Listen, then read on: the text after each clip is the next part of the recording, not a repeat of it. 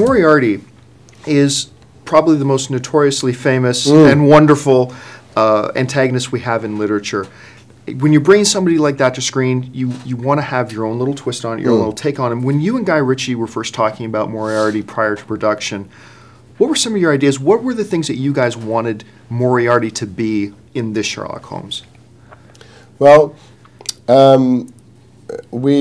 it had to fit into the spirit of these new movies, which so it had to pay respect to the Moriarty from the Conan Doyle stories, but it couldn't be that character because it would be anachronistic in these stories.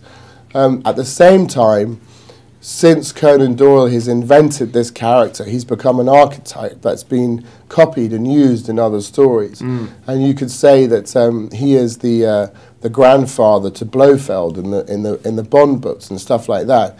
And from the Bond books and now the Bond movies, and then the Bond, that formula having been copied so many times in all these big popular movies now, that the idea of that type of a villain, he's the grandfather to all this tradition that we have now in popular American blockbuster movies of this type of a character as well, who ends up being turned into the satire of Dr. Evil. Right. So it's a very fine line that we discovered that where you're only ever one shitty line away from falling into Dr. Evil territory.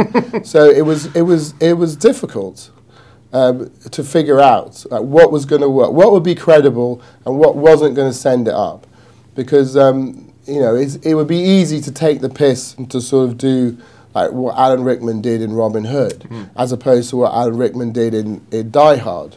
That you had to maintain a credibility to the character that allowed people to believe the whole structure of the whole story and not undermine it.